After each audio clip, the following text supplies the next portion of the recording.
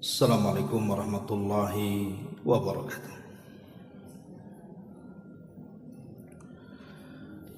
Alhamdulillah wassalatu wassalamu ala rasulillah wa ala alihi wa sahbihi wa mawalah wa la hawla wa la quwata illa billahi wa ba'du. Alhamdulillah, di pagi ini kembali kita bisa duduk untuk berthalabul ilmi, dan kita masih meneruskan kajian kita membahas kitab 175 Jalan Menuju Surga, dan kita masuk pada poin ke-15. Di antara jalan menuju surga adalah membantu manusia dalam melunasi hutang. Baik, kita baca dulu matannya baru kita jelaskan. Memberi kemudahan bagi orang miskin serta memberi masa tenggang dan pembebasan hutangnya merupakan salah satu jalan menuju surga. Rasulullah sallallahu alaihi wasallam bersabda, "Man sarrahu an yunjiyahu Allahu min qurabin yaumal qiyamati wa an yudhillahu tahta arsyihi falyandur mu'sirah." Barang siapa yang senang untuk diselamatkan Allah dari kegundahan-kegundahan pada hari kiamat dan akan diberikan naungan di bawah arasy-Nya, maka hendaknya dia memberi masa tenggang untuk orang yang susah. Dalam riwayat Muslim, "Man sarrahu an yunjiyahu Allahu min qurabi yaumil qiyamah falyunaffis an mu'sirin aw yad'a anhu." Barang siapa yang mau untuk diselamatkan Allah dari kegundahan-kegundahan pada hari kiamat, maka hendaklah dia memberi masa tenggang untuk orang yang miskin atau kesusahan, atau membebaskan hutang-hutangnya. Kemudian Rasul bersabda, "Kana rajulun yudayinun nasa fa kana yaqulu li fatahu idza ataita mu'siran fatajawaz anhu la'alla Allah yatajawaz anna falaqiyallah fatazawaja anhu." Dahulu ada seorang laki-laki yang selalu memberikan hutang kepada orang lain.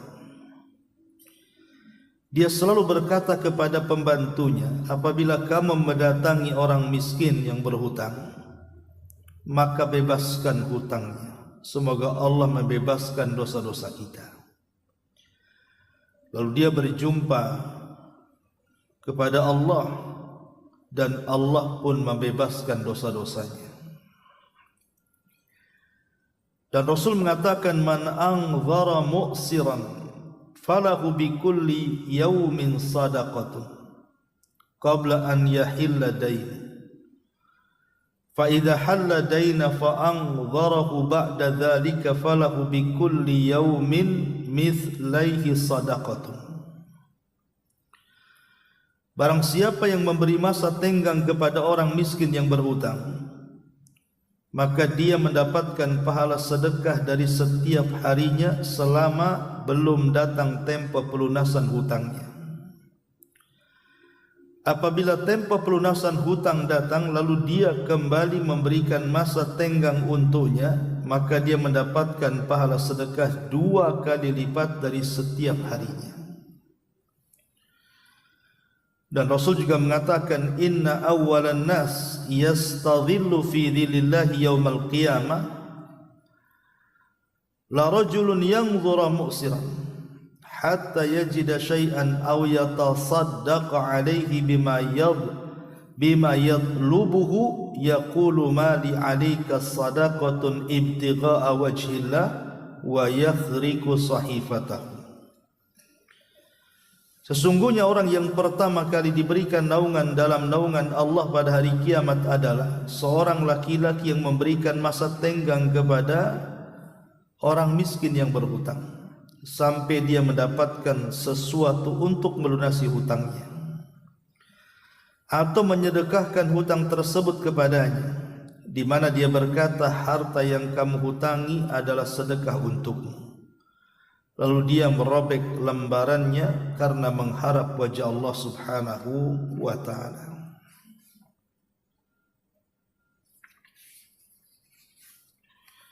Taib. Ma'asyiral muslimat yang dimuliakan Allah Subhanahu wa ta'ala, bicara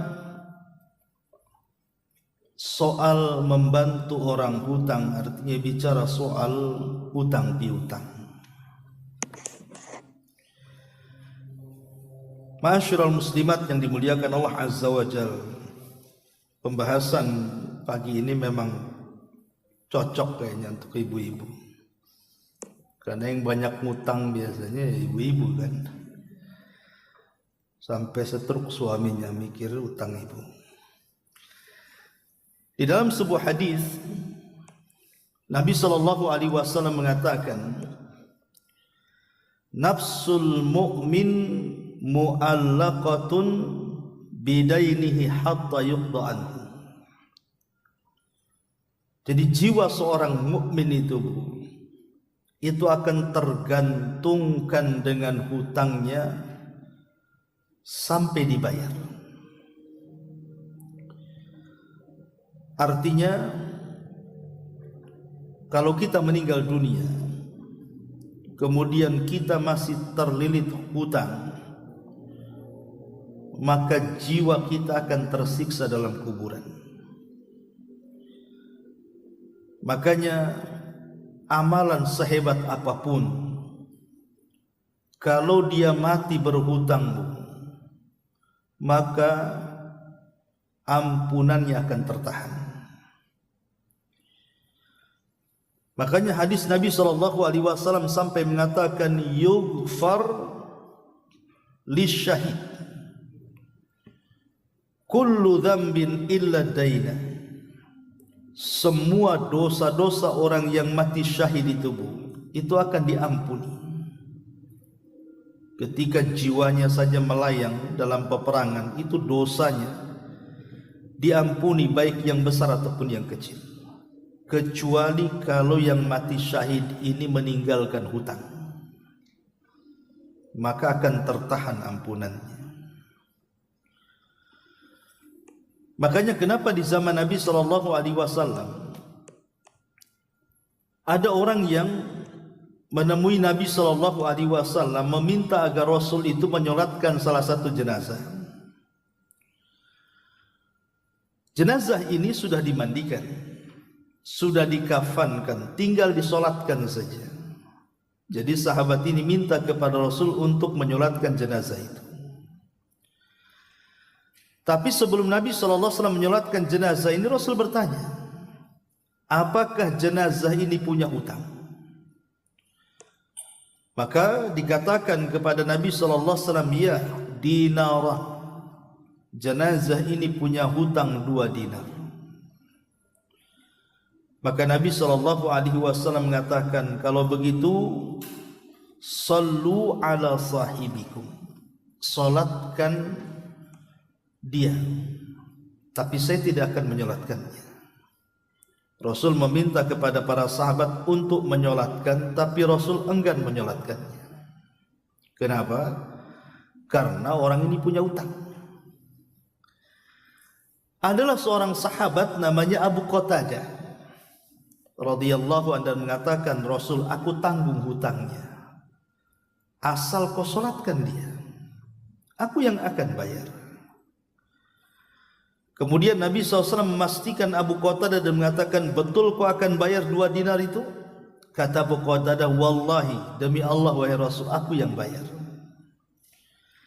Maka Nabi SAW pun akhirnya mau menyolatkan orang ini. Besoknya Nabi SAW berjumpa dengan Abu Qatadah dan mengatakan, ya Abu Qatadah, kau sudah lunasi yang 2 dinar itu? Kata Abu Qatadah, Rasul, kan baru kemarin dia meninggal. Kemudian hari ketiga Abu Qatadah berjumpa lagi dengan Rasul. Rasul tetap bertanya, apakah kau sudah lunasi 2 dinar itu wahai Abu Qatadah? Kata Abu Qatadah, iya, aku sudah melunasinya wahai Rasul. Apa kata Rasul? Al-an qad barudat jasaduhu.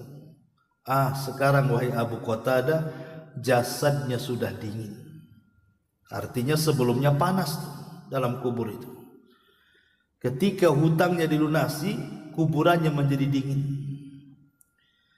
Lihat bagaimana Nabi SAW menjelaskan kepada kita tentang bahaya hutang. Bagaimana hutang itu membuat panas bukan hanya di dunia, tapi juga di akhirat. Sampai dalam kubur pun membuat kuburan itu menjadi panas. Masalahnya begini, Bu. Di masyarakat kita ini, walaupun kita pahamlah kebutuhan saya, ibu atau siapapun, kita ini memang di dunia ini pasti berhajat sesuatu.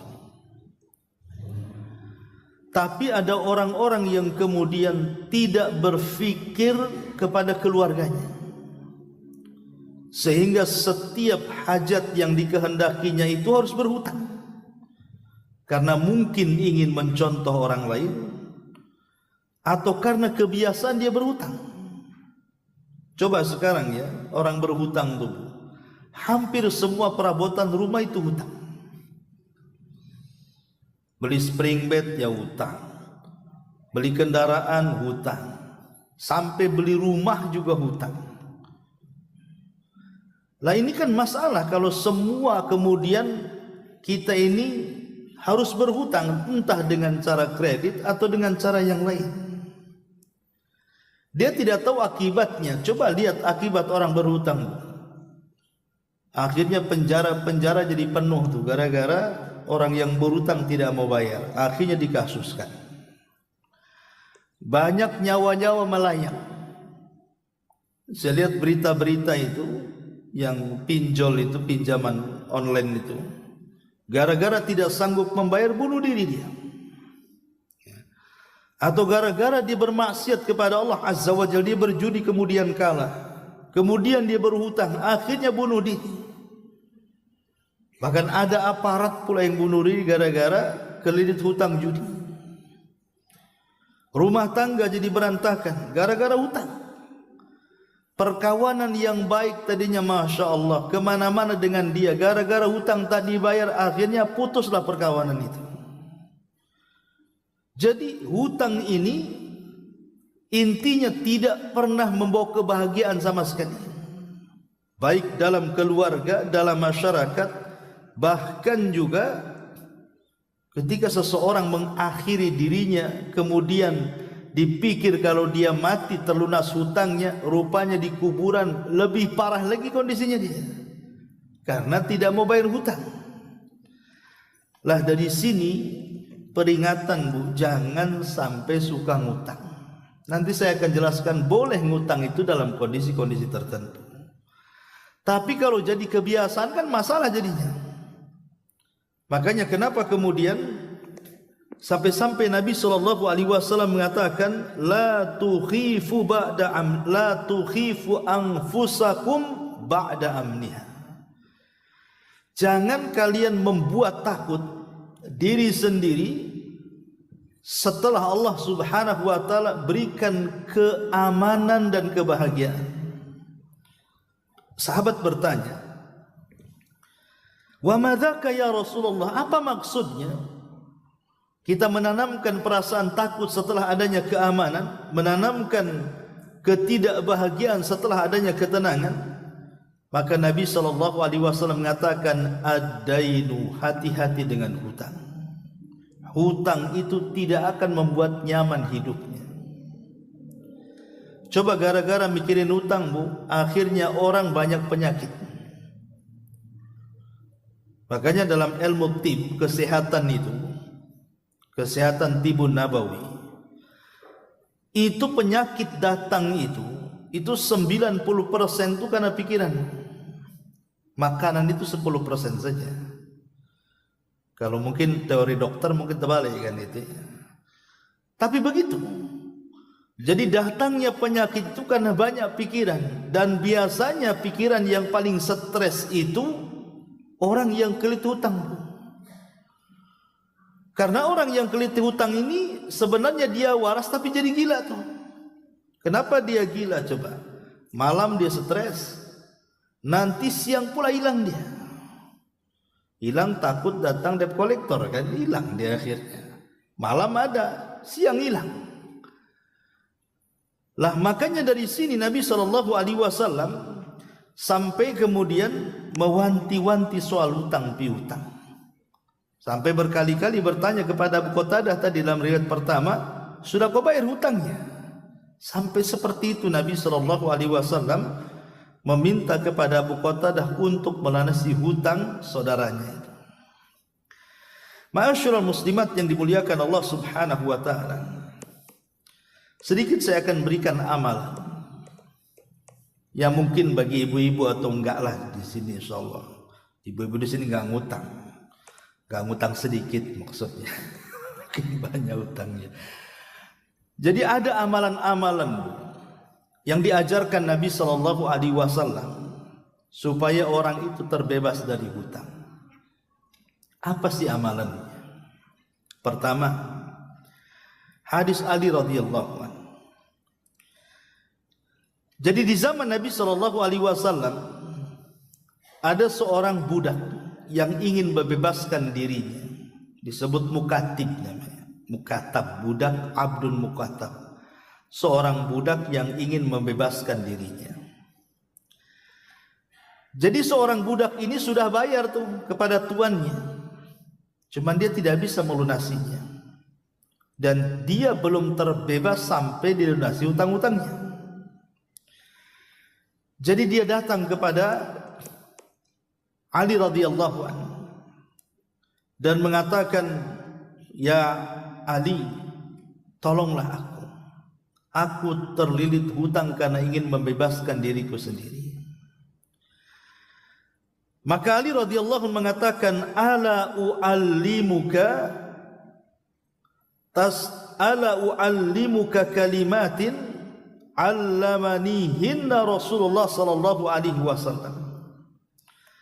Maukah ku ajarkan kepadamu, kata Ali, sebuah kalimat yang Rasul ajarkan kepadaku. Seandainya lau kana 'alaika mithla jabali sirin dainan addahu Allahu anka. Taruhlah seandainya Allah takdirkan engkau punya hutang sebesar gunung Sir, maka yakini Allah Subhanahu wa taala pasti akan melunasi hutang-hutang. Kemudian Ali mengatakan, "Qul," katakanlah, "Allahumma kfini bihalalika an haramik wa inni bifadlika amman siwa." Dua kalimat saja. Allahumma kfini bihalalika an haramik wa aghnini bifadlika amman siwa. Mudah kan, Bu? Ya. Allahumma, ya Allah, ikfini bihalalika, cukupkan aku dengan yang halal yang kau halalkan kepadaku. An haramik, dari keharaman yang kau haramkan kepadaku, cukupkan aku yang halal saja, jangan dekatkan yang haram kepadaku. Wa inni min fadlika amman siwa wa aghnini bi fadlika amman siwa, dan berikan kekayaan kepadaku dari kemurahanmu ya Rabb, sehingga aku tidak meminta-minta kepada orang. Dua kalimat, Allahumma kfini bihalalika an haramik wa aghnini bifadlika amman siwak. Hadis ini dikeluarkan oleh Imam At-Tirmidzi. Ini amalan yang pertama. Amalan yang kedua, Nabi SAW mengajarkan doa yang dibaca setiap solat sebelum salam. Jadi dalam tahiyat akhir itu kan ibu membaca tahiyat dulu, at-tahiyatu lillah. Kemudian setelah itu membaca syahadat, asyhadu an la ilaha illallah wa asyhadu anna muhammadar rasulullah. Kemudian setelah itu membaca solawat, Allahumma sholli ala Muhammad. Lah setelah membaca solawat, kita dianjurkan berlindung dari 4 perlindungan kan. Allahumma inni a'udzubika min adzabi jahannam wa min adzabil qabri wa min fitnatil mahya wal mamat wa min syarri fitnatil masihi dajjal. Baru baca doa ini. Apa doanya? Pendek juga. Nabi SAW mengajarkan doa Allahumma inni a'udzubika minal ma'sami wal maghram. Saya ulangi, Allahumma inni a'udzubika minal ma'sami wal maghrami. Ya Allah, aku berlindung kepadamu agar aku jangan terjerumus kepada perbuatan dosa dan agar jangan terlilit hutang. Maghram. Allahumma inni a'udzubika minal ma'sam wal maghram. Ketika Nabi SAW selalu membaca doa ini, maka ada yang berkata kepada Nabi SAW, Rasul, innaka tasta'id minal maghram katsira. Rasul, kenapa engkau ini senantiasa berdoa kepada Allah Subhanahu wa taala dengan banyak meminta perlindungan dari hutang? Ada apa dengan engkau? Ini jawabannya. Kata Nabi SAW, innar rajula idza gharima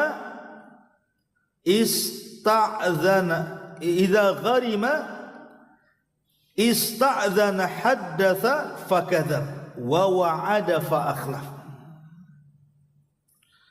Apabila seseorang itu berhutang, pasti dia akan terjerumus kepada 2 perkara.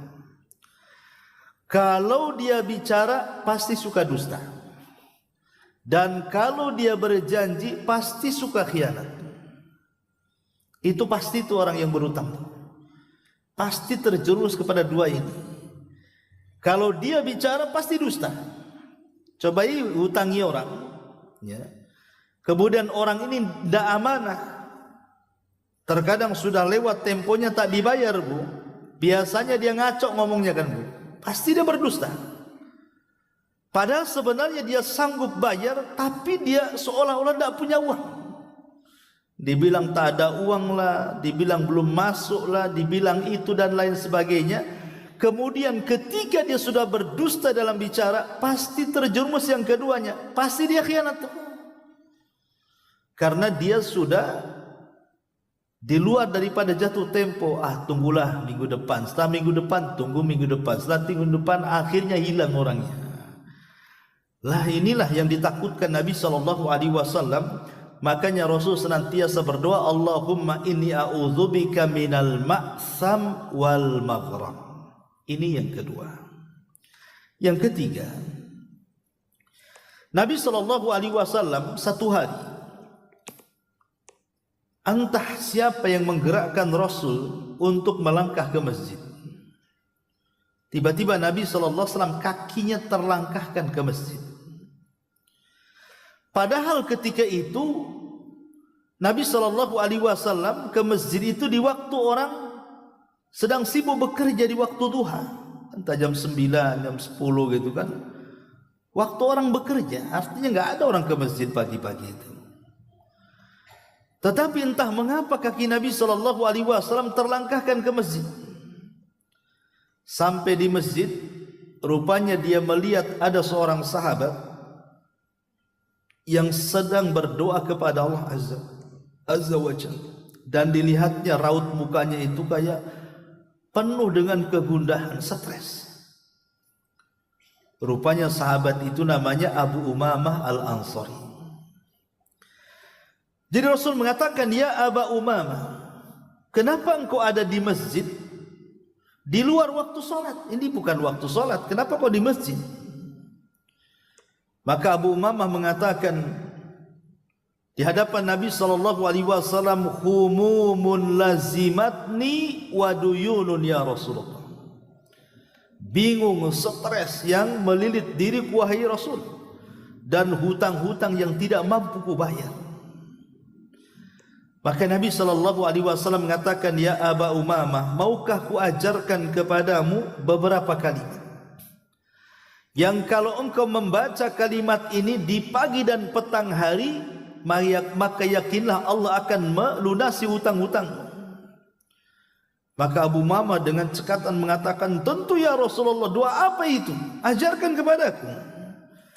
Maka Nabi SAW mengajarkan, "Katakan ya Aba Umamah di pagi dan petang harimu, Allahumma inni a'udzubika minal hammi wal hazan, wa a'udzubika minal ajzi wal kasal, wa a'udzubika minal jubni wal bukhli, wa a'udzubika min ghalabati daini wa qahrir rijal."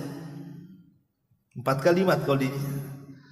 Allahumma inni a'udzubika minal hammi wal hazan, wa a'udzubika minal ajzi wal kasal, wa a'udzubika minal jubni wal bukhli, wa a'udzubika min ghalabati daini wa qahrir rijal. Apa artinya? Ya Allah, aku berlindung kepadamu dari kebingungan dan rasa sedih hati. Maksudnya bingung akan perkara yang sudah lalu, perkara yang akan datang, dan sedih akan perkara yang sudah berlalu. Kan kalau yang perkara yang belum datang kan ibu stres, bingung itu namanya. Cemana nanti anak saya ke depan, cemana cita-citanya, macam-macam. Itu orang bingung namanya. Memikirkan yang akan datang itu disebut bingung. Kalau sedih itu biasanya memikirkan yang sudah berlalu tuh. Entah suaminya meninggal, entah barang yang dicari gak ketemu, entah apa saja kan peristiwa-peristiwa masa lalu, ya, yang kemudian terkenang jadi sedih tuh. Kita berlindung dari dua-duanya tuh. Kemudian yang kedua, wa'udzubika minal ajzi wal kasal, dan aku berlindung kepadamu ya Rabb dari al-ajz. Az itu artinya kelemahan dan juga kemalasan. Apa arti lemah dan malas? Pemain saya contohkan, ibu punya suami, datang waktu sholat. Suami ibu tidak sakit, suami ibu tidak sibuk, kok tidak ke masjid? Itu disebut apa, Bu? Malas namanya. Tapi kalau suami ibu ingin ke masjid tapi tak bisa karena dia stroke, dia sakit, dia terbaring, itu karena lemah artinya. Lah kita berlindung dari dua-duanya itu. Aku berlindung dari kamu ya Allah dari kelemahan dan rasa malas. Kemudian yang ketiga, wa'udzubika minal jubni wal bukhli, dan aku berlindung kepadamu ya Rabb dari kekikiran dan rasa takut. Penakut, orang penakut itu nggak akan jadi apa-apa, Bu. Nggak akan jadi pengusaha. Mau tanam modal takut rugi. Mau buat ini takut ini tak jadi. Nggak akan jadi orang penakut, diam saja dia. Namanya penakut. Ataupun kikir gitu ya. Dan kikir ma'ruf. Lah Rasul juga mengajarkan berlindung dari dua perkara. Dan syahidnya yang terakhir, yang keempat, wa'udzubika min ghalabati daini wa qahri rijal. Ya Allah, aku berlindung dari kamu dari terkalahkan hutang, nggak sanggup bayar, atau terkalahkan budi baik sehingga tidak bisa berkata-kata baik. berkata-kata yang nasihatilah si anu tuh, tidak bisa dibanyak bantu saya tuh, segen saya. Akhirnya dia tidak bisa berkata-kata baik. Kenapa? Karena terkalahkan dengan budi baik. Dua-duanya berlindung dari terkalahkan hutang dan berlindung dari terkalahkan budi baik orang, sehingga tidak bisa menyampaikan kebenaran. Lah salah satunya di sini min ghalabatid dain. Ini amalan yang ketiga. Amalan yang keempat,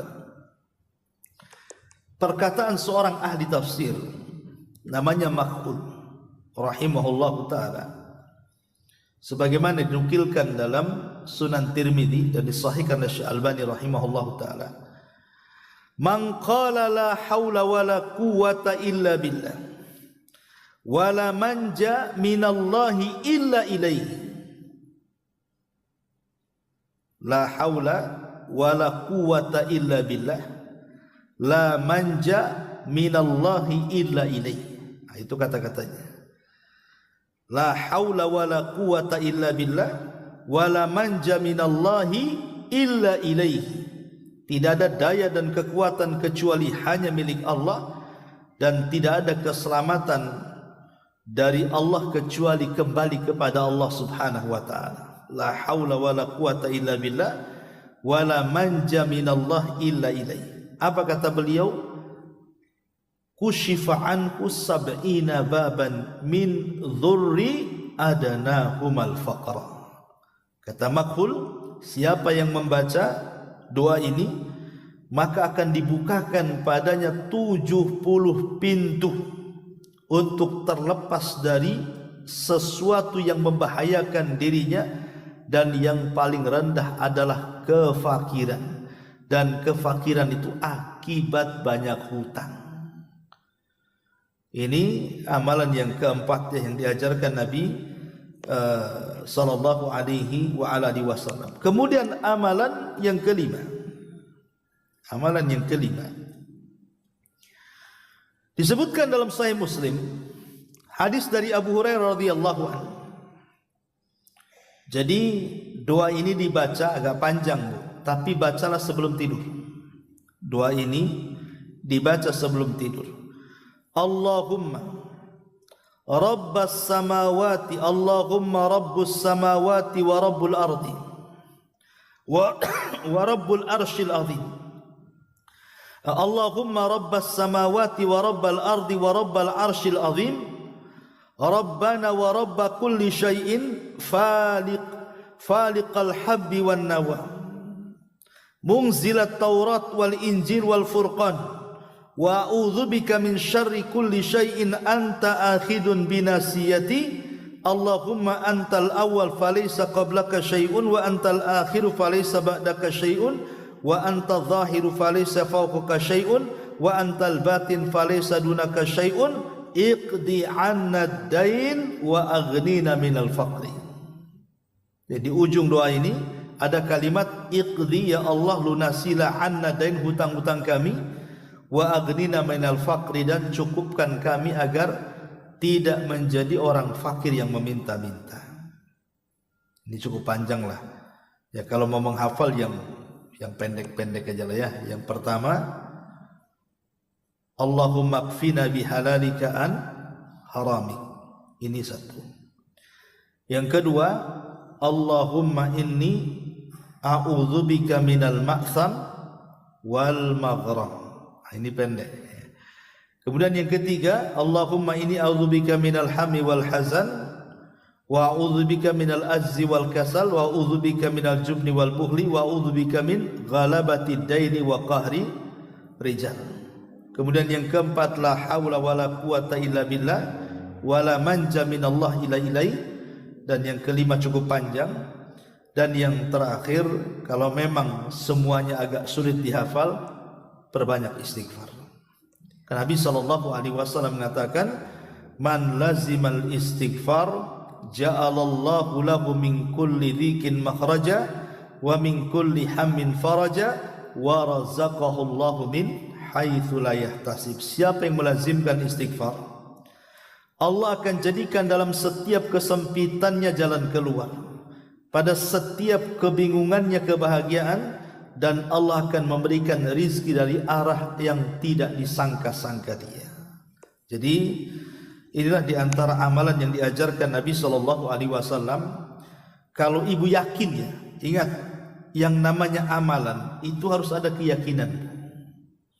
Jangan coba-coba.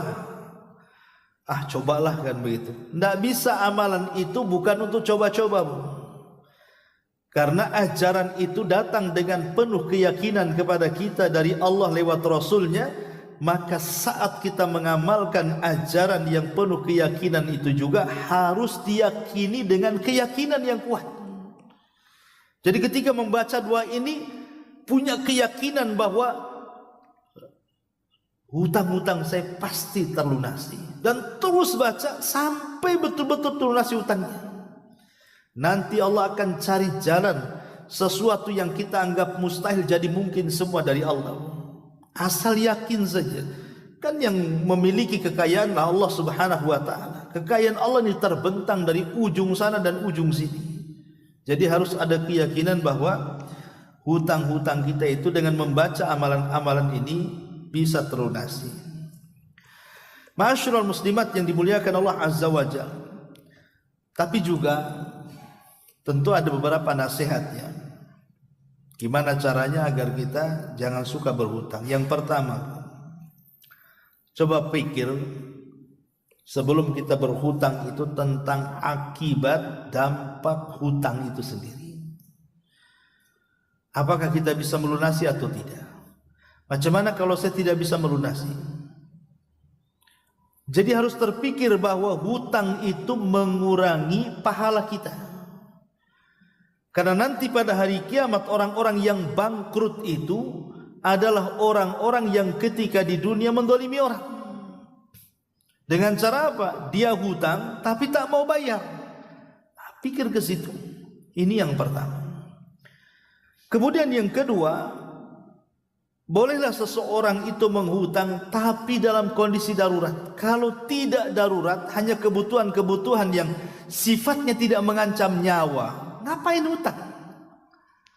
Umpamanya tanpa punya sepeda motor pun dengan jalan-jalan kaki, apa masalahnya? Atau tidak punya handphone yang bagus, kalau daripada hutang bagus handphone yang jadul gitu maksudnya, kan tidak mengancam jiwa, apa masalahnya? Kenapa harus hutang juga?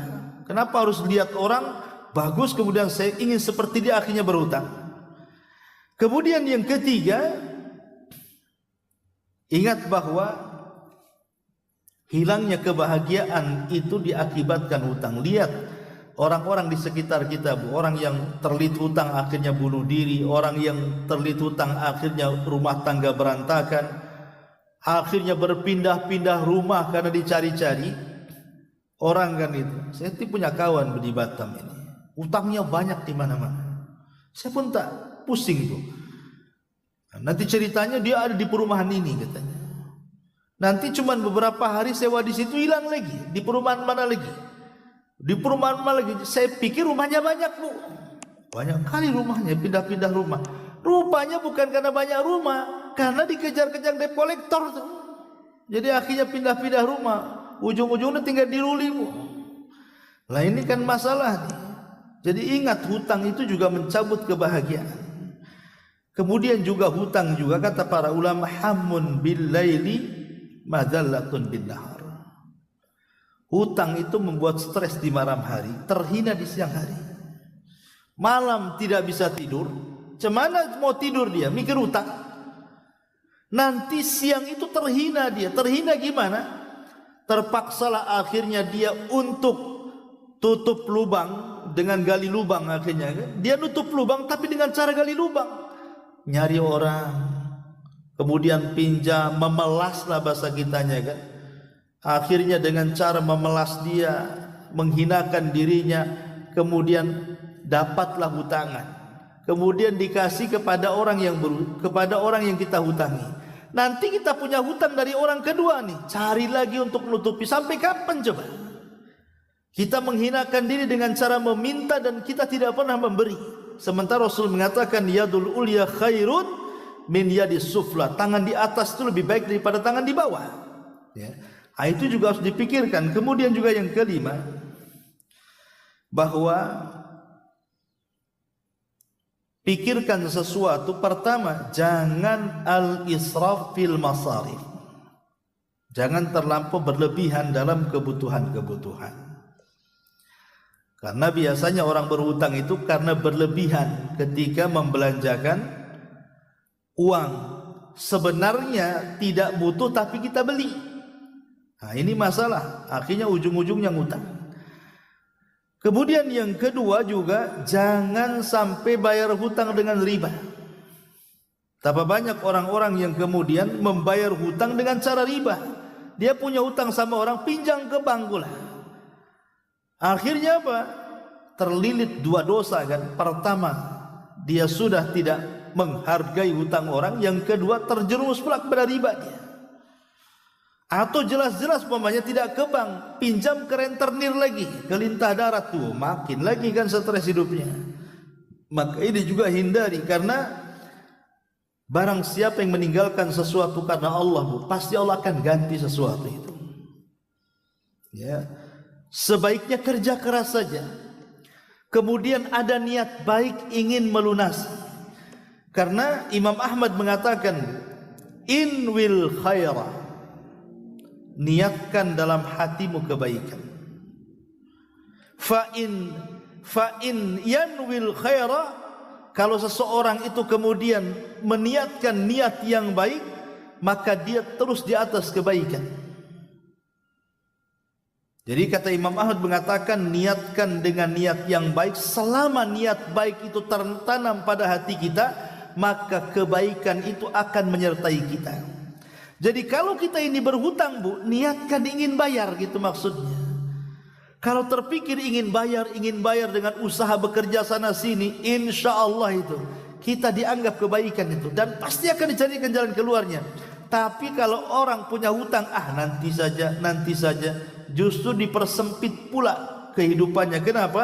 Karena ada hadis yang mengatakan bahwa barang siapa yang mengambil karena ingin membayar, maka Allah akan lunasi hutangnya. Tapi barang siapa yang mengambil dan tidak ingin membayar, maka Allah hancurkan kehidupannya. Nah, ini juga ngeri hadis-hadis Nabi SAW yang bicara soal hutang piutang. Ma'asyiral muslimat yang dimuliakan Allah Subhanahu wa taala. Kemudian juga banyaklah bertawasul kepada Allah dengan nama-nama Allah Ya Razzaq. Jadi kalau kita banyak hutang, banyak bertawasul dengan nama Allah Ar-Razzaq. Dengan cara apa? Ya kita mengatakan, Ya Allah, Ya Razzaq, wahai Zat yang berikan rizki, urzuqni, berikan rizki yang berlimpah kepadaku agar aku bisa bayar hutang. Jadi tawasul dengan nama-nama Allah itu sesuatu yang sangat agung sekali. Jangan remehkan kalimat Ya Razzaq dalam Asmaul Husna itu. Karena itu juga salah satu yang bisa melunasi hutang-hutang kita. Ini diantara solusi sedikitnya. Tapi yang jelas, Bu, begini. Orang kalau tidak mau bayar hutang, hakikatnya dia tidak cinta dengan saudaranya. Dan ketika dia tidak cinta dengan saudaranya, berarti imannya dipertanyakan. Kalau kita mengaku seorang muslim, mengaku seorang mukmin, maka ingat hadis Nabi SAW, la yu'minu ahadukum hatta yuhibba li akhihi ma yuhibbuhu li nafsi. Tidak sempurna iman seorang muslim sampai dia mencintai saudaranya seperti dia mencintai dirinya sendiri. Artinya kalau orang itu punya hutang kok tidak mau bayar, berarti dia tidak pernah mencintai saudaranya. Nah, keimanannya dipertanyakan tuh. Karena dia tidak mencintai saudaranya. Kalau dia mencintai saudaranya, pasti akan dilunasi hutangnya. Ketika dia tidak membayar lunas hutangnya, itulah berarti menunjukkan dia tidak pernah cinta dengan saudaranya. Ini yang harus dipahami. Yang kedua, ingat, orang yang telah memberikan hutang kepada kita itu dia orang baik. Kalau dia bukan orang baik, nggak mungkinlah dia akan memberikan uang untuk menghutangi kita kan. Pasti dia orang baik. Kalau dia memang orang baik, balaslah kebaikan dengan kebaikan, gitu maksudnya. Makanya Allah Subhanahu wa taala mengatakan, jazaul ihsan ilal hal jazaul ihsan ilal ihsan. Bukankah kebaikan itu harus dibalas dengan kebaikan? Dia itu orang baik, sudah memberikan uangnya kepada kita. Malah kebanyakan di antara kita, maaf ya, kadang-kadang orang yang berhutang itu lebih sangar dibandingkan orang yang ngasih hutang kan. Lebih sangar Bu kadang-kadang. Ini orang yang ngasih hutang, dia tidak pernah marah. Tapi orang yang berhutang ketika ditagih hutangnya lebih bisa marah dia. Aneh kan gitu. Ketika dia datang baik-baik minjam hutang, dia pasang tuh muka-muka susahnya, muka-muka kasiannya kan, dengan mengemis-ngemisnya dia, dengan memuji-mujinya dia. Tapi setelah dapat uang, ketika sudah jatuh tempo ditagih, dia pula yang marah-marah. Ini nggak punya otak orang kayak gini. Orang ini sudah berbuat baik, harusnya dibaikin. Ini malah dijahati. Yang lebih parah lagi, saya lihat di berita-berita itu, sampai ada orang yang ngagih utang itu sampai dipukul, bahkan tak jarang dibunuh. Ya. Jadi ini dosa apa lagi coba? Dia sudah salah kuadrat lagi dia menyakiti orang yang ngasih utang. Maka balaslah kebaikan dengan kebaikan, karena Allah suka dengan orang-orang yang berbuat baik. Wa ahsinu innallaha yuhibbul muhsinin. Dan kalau ibu bisa melunasi hutang, jangan diam saja. Kalau ibu bisa melunasi hutang, berikan hadiah kepada dia. Umpamanya dia ngutangi ibu 100 juta. Ibu sudah mungkin setahun ngumpulin uang 100 juta itu. Tambahlah 100 juta lebih. Ini bukan riba. Ya, yang riba itu kalau memang orang ini terkenal minjami uang dan kalau dibayar minta tambah. Itu disebut riba namanya. Tapi kalau orang ini tidak dikenal, nggak suka ngeriba-ngeribain gitu ya, kemudian kita pinjam uangnya, tidak apa-apa kita tambah. Dalam bentuk apa? Terima kasihnya kita kepada dia. Kemudian juga ucapkan alhamdulillah dan ucapkan jazakumullah khairan. Semoga Allah membalas kebaikan, dan doakan pada setiap harinya tanpa sepengetahuan dia tentang kebaikan dia. Karena Nabi SAW mengatakan, ma min muslim yad'u li akhihi fi dhahril ghaibi illa qala al malaku al muwakkal amin walaka bimithli. Tidaklah seorang mukmin berdoa dengan doa kebaikan kepada saudaranya tanpa sepengetahuan dia, kecuali malaikat akan datang kepada kita, engkau pun akan mendapatkan doa yang sama. Jadi dalam bentuk terima kasihnya kita kepada orang yang sudah menghutangi kita, pertama ucapkan alhamdulillah, doakan jazakumullah khairan, kemudian juga berbuat baiklah kepada dia dengan cara tambahkan dengan hadiah, kemudian doakan tanpa sepengetahuan dia dengan kebaikan. Harusnya seperti itu seorang mukmin. Ya. Jangan sampai kemudian terbalik pula, dia sudah berbuat baik, kita pula berbuat jahat. Itulah orang yang kadang-kadang akalnya tidak ada. Ya, ini yang harus dipahami. Kemudian juga seseorang itu kapan boleh berhutang? Islam itu sudah mengatur. Pertama Bu, kalau kita hendak berhutang, berhutanglah dengan niat bayar. Satu, kalau kita boleh mau berhutang, maka ada niatkan untuk bayar.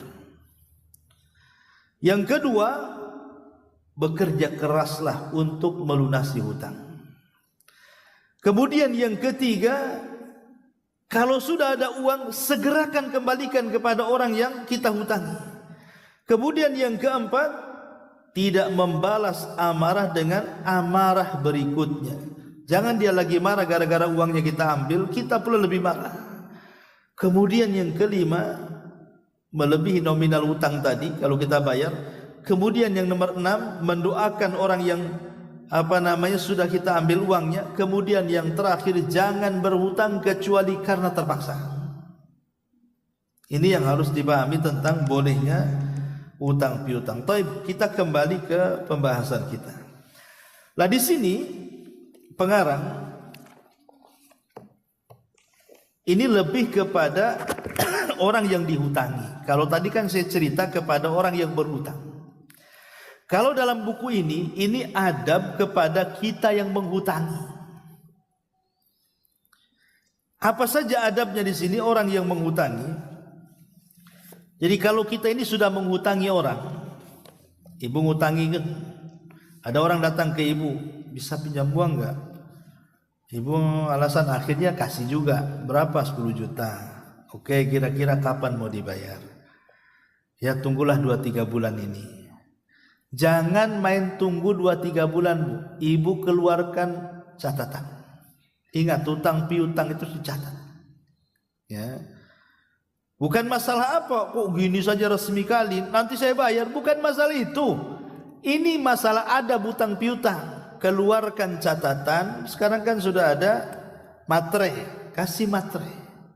Bahwa engkau hutang kepadaku 10 juta akan dibayar 3 bulan berikutnya. Sebutkan tanggalnya, bulannya, tahunnya. Ini adab. Karena ayat terpanjang dalam Quran itu soal hutang piutang. Idza tadayantum bidainin ila ajalim musamman faktubuh, kata Allah. Kalau engkau ini berhutang dalam tempo waktu tertentu, jangan diam saja, catat. Ini perintah Allah, dicatat. Ustaz kan 10.000 saja, walaupun 10.000 saya catat di handphone. Ya. Tetap harus dicatat. Lah kalau sudah dicatat, kemudian berjalanlah itu, Bu, hutang tuh, pamannya dia hutang 3 bulan. Selama 3 bulan itu, Bu, ibu mendapatkan pahala setiap harinya. Kalau dia dalam tempo itu, pamannya okelah setahun ya baru bayar, maka setahun itu setiap hari ibu dapat pahala sebanyak uang yang ibu hutangkan. Pamannya ibu hutangkan 10 juta kan, berarti kalau 1 tahun ibaratnya ibu bersedekah dengan 10 juta setiap hari sampai 1 tahun. Bayangkan, Bu, itu belum dibayar tuh, ibu sudah dapat uang tuh. Sekali lagi, kalau ibu ikhlas ngasihnya dalam rangka menolong saudaranya, ini setiap hari dapat pahala sedekah nih. Nanti kalau sudah jatuh tempo, udah setahun nih, ibu mengatakan ini sudah waktunya bayar nih, kapan mau bayar ya? Kemudian dia mengatakan udah kayak bingung. Ya sudahlah, saya tambah 2 bulan lagi. Nampaknya kamu belum bisa bayar, gak apa-apa, saya kasih tenggang lagi 2 bulan. Maka kalau keluar daripada jatah pertama, tempo pertama, yang 2 bulan itu, Bu, pahalanya setiap hari 2 kali lipat lagi. Karena Bu, 2 kali lipat lagi. Jadi kalau ibu hutangi 10 juta, sudah jatuh tempo nggak bisa bayar, kemudian ibu tambah lagi 2 bulan, berarti setiap hari ibu bersedekah dengan 20 juta. Padahal yang dipinjamkan 10 juta kan. Sampai dia jatuh temponya yang kedua. Jatuh tempo yang kedua juga nggak bisa bayar, minta lagi. Ya begitu seterusnya. Ibu akan diberikan 2 kali lipat, 2 kali lipat, 2 kali lipat, dan begitu seterusnya. Itu kalau cerita pahala, Bu. Kalau cerita emosi, ibu lebih paham lah kan itu. Nah, kali katanya. Ini jatuh tempo kok mau saya tambah lagi, nggak bisa kan. Kalau perlu semua kulkasnya diangkut. Jadi di sini kalau kita paham, di sini ada bab bagaimana pahala membantu manusia dalam masalah hutang di sini. Lihat bagaimana Nabi SAW mengatakan di sini, barang siapa yang senang untuk diselamatkan Allah dari kegundahan hari kiamat. Bu, hari kiamat itu jangan dibayangkan susahnya, stresnya, takutnya, tidak bisa dibayangkan.